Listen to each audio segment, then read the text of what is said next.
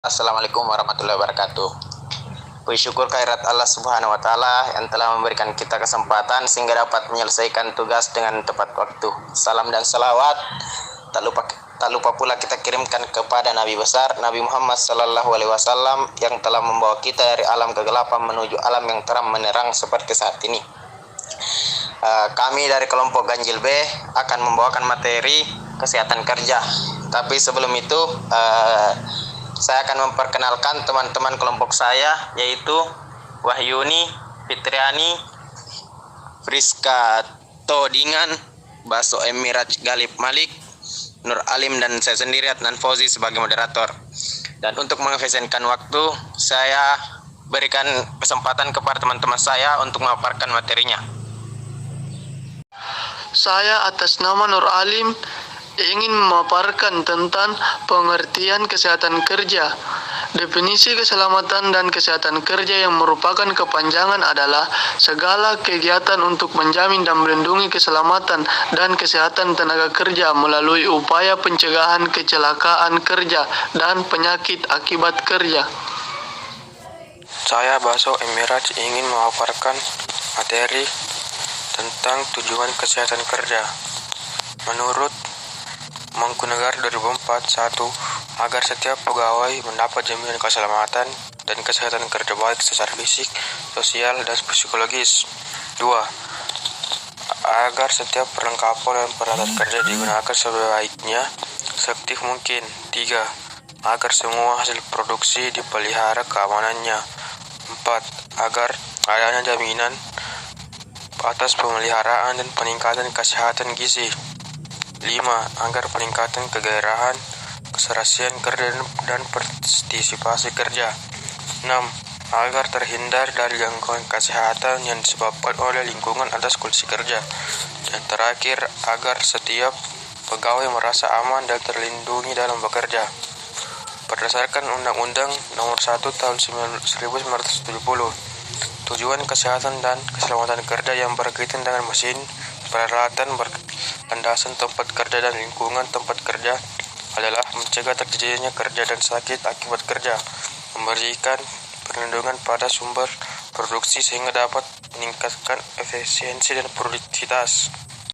Saya Fitriani akan memaparkan materi tentang faktor yang mempengaruhi kesehatan kerja. Adapun faktornya yang pertama yaitu beban kerja.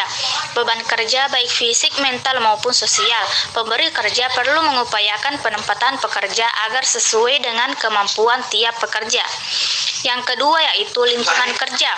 Lingkungan kerja yang mencakup faktor fisik, kimia, biologik, ergonomik maupun psikososial. Dan yang terakhir yaitu kapasitas kerja. Kapasitas kerja yang bisa jadi berbeda-beda antar karyawan. Kapasitas kerja tiap karyawan biasanya tergantung latar belakang pendidikan, keterampilan, kesegaran jasmani, ukuran tubuh, dan keadaan gizi setiap karyawan. Saya Wahyuni Ahmad akan memaparkan materi tentang cara menjaga kesehatan dan keselamatan saat bekerja. Yang pertama, mengkonsumsi makanan sehat di kantor. Salah satu caranya adalah dengan membawa makanan yang disiapkan dari rumah.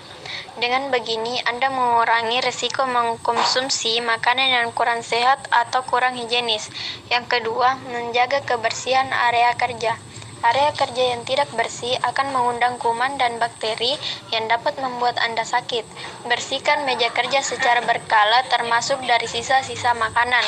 Menjaga kebersihan area kerja termasuk dalam upaya mendukung keselamatan kerja. Yang ketiga, menjaga kebersihan diri.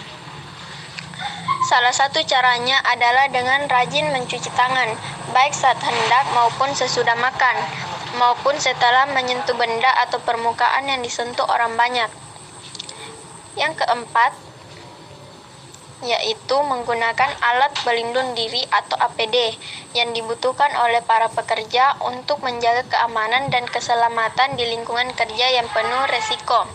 Hal ini karena ada banyak potensi bahaya di lingkungan kerja, misalnya kejatuhan benda berat, terluka oleh mesin produksi, dan terpapar bahan kimia. Yang kelima, fokus kerja adalah konsentrasi yang tinggi terhadap apa yang sedang kita kerjakan. Ketika konsentrasi kita tidak teralihkan dan hal-hal yang lain yang tidak bersangkutan dengan pekerjaan ini mengindikasikan bahwa kita telah memiliki fokus kerja yang baik. Saya Friska Todingan ingin memaparkan materi tentang aspek-aspek keselamatan kerja.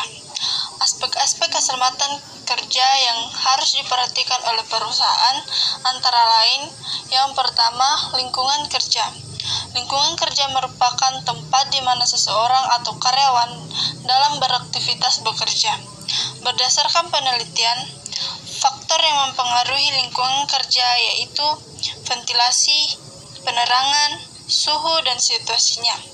Yang kedua, alat kerja dan bahan. Alat kerja dan bahan merupakan suatu hal yang pokok dibutuhkan oleh perusahaan untuk memproduksi barang.